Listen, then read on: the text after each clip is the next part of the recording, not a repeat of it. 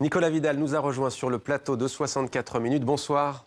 Bonsoir. Soyez le bienvenu sur TV5 Monde. Vous êtes le fondateur de Putsch, nouveau média culturel sur Internet. Alors après 10 ans d'existence, 106 numéros du magazine, 6600 articles publiés sur la toile et des centaines d'entretiens, le BSC News est devenu Putsch au mois de janvier dernier. Pourquoi lancer Putsch exactement?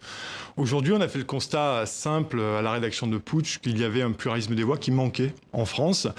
Et nous avons voulu adosser ça à une partie culturelle, un traitement de l'actualité culturelle, mais également le débat. Voilà, c'est-à-dire inviter des invités qui sont blacklistés des médias aujourd'hui et qui nous semblent extrêmement importants pour faire vivre le débat et la démocratie. Alors votre ligne éditoriale, quelle sera-t-elle exactement? Vous avez prononcé le mot culture, le mot débat. Dites-nous en plus. Vous savez, Mohamed Kassi, moi j'ai été élevé dans le culte du libre arbitre, de la culture. Et avec Putsch, c'est ce que j'ai voulu monter. J'ai voulu, à un moment donné, donner un espace privilégié pour la lecture. La culture, bien entendu, parce qu'elle est importante chez Putsch, la culture, et le débat. C'est-à-dire qu'à un moment donné, le débat, c'est vraiment pour moi, et j'y tiens fermement, le sillon fécond de la démocratie. Et c'est aux médias comme le nôtre, je le pense, c'est d'autres, bien entendu, de faire vivre et de cultiver ce sillon. Alors, gauche ou droite au fait, tiens d'ailleurs, puisque vous dites le débat? Il n'y a aucune chapelle, aucun parti pris et aucune étiquette politique chez Putsch. Alors, on peut lire en ce moment un entretien avec Eri De Luca, écrivain, poète, traducteur italien, qui dit notamment « Nous sommes tous des déplacés, nous sommes tous des métis ».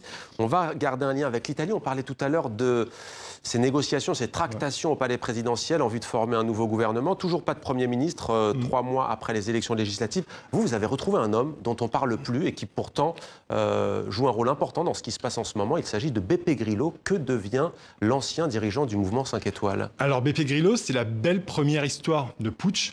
C'est quelqu'un qui ne parlait pas à la presse parce qu'il la déteste, très concrètement. Et nous avons essayé de le toucher pendant 2 mois avec mon confrère Matteo Gisalberti, qui est chez Putsch, et nous avons eu une réponse positive. Donc nous sommes partis à Casalmaggiore faire l'interview de Beppe Grillo, qui a sorti une bombe en posant la question de la sortie ou pas de l'Italie de la zone euro. Suite à cette interview, l'interview de Putsch a été reprise dans tous les médias italiens, des médias allemands, des médias autrichiens, des médias anglais. Ça a été vraiment pour nous un excessif coup de... Mais que devient-il? Donc vous dites l'Italie pourrait sortir de l'Union européenne, c'est son vœu, mais il devient quoi? Alors aujourd'hui, Beppe Grillo, il s'est remis sur les planches. Il est redevenu ce qu'il était avant, c'est-à-dire humoriste, et il fait des spectacles. Voilà, pour l'instant, Beppe Grillo en est là. Alors vous dites Putsch, nouveau média franc-tireur, et vous dites pas de personnalité bankable, pour utiliser un anglicisme, pas de sujet culturel éculé, et pas d'information convenue. Si vous voulez bien, déclinons chacune de ces ambitions. Pas d'information convenue, c'est quoi une information convenue? Alors, on a fait le constat une nouvelle fois que dans la culture, il y a une actualité mainstream. C'est-à-dire qu'on va souvent sur les plans médias des grands artistes et qu'on en oublie un peu parfois les forces vives que font la culture, qui constituent la culture tous les jours. Et chez nous, chez Putsch, on va chercher vraiment des gens extrêmement, pas bankable, mais des gens qui font une culture aussi alternative, mais qui sont tout aussi intéressants et qui permettent d'élever le débat. Et vous parlez notamment du roman Grand Bassin, d'Elossi de Lorca. Peut-être un mot aussi de ce groupe venu de Manchester. Oui, bon, on a trouvé ça effectivement. Notre journaliste Jean-Christophe Marie nous a fait un papier là-dessus. C'est typiquement le genre d'article de focus éditorial. Voilà, Garbage. Groupe post-punk explosif selon vous. Voilà, donc ça c'est typiquement le genre de sujet que nous mettons en avant dans Putsch, que ça se décline en littérature, ça se décline en musique, vous l'avez dit, en théâtre, et toute une kyrielle effectivement de tout ce qui fait la culture aujourd'hui. Alors Putsch, ce sera aussi un journal papier de 28 pages qui prolongera le débat, dites-vous. Ce sera mensuel. Il y aura aussi une web TV. On a envie de vous demander où trouvez-vous l'argent?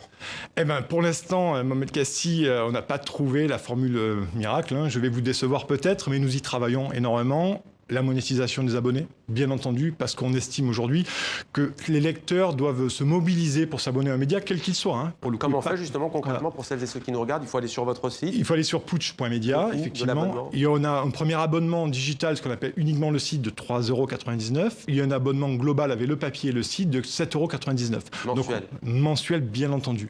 Voilà. Donc les gens, à un moment donné, nous, on estime qu'on a une valeur ajoutée éditoriale sur notre contenu, et vous l'avez déjà dit, et aux gens, libres à eux de s'abonner à nous pour nous soutenir, et surtout, pas que pour nous soutenir, mais surtout à un moment donné pour avoir une information qui sort un peu des sentiers battus. Et pour finir, quelques mots sur la rédaction de Putsch.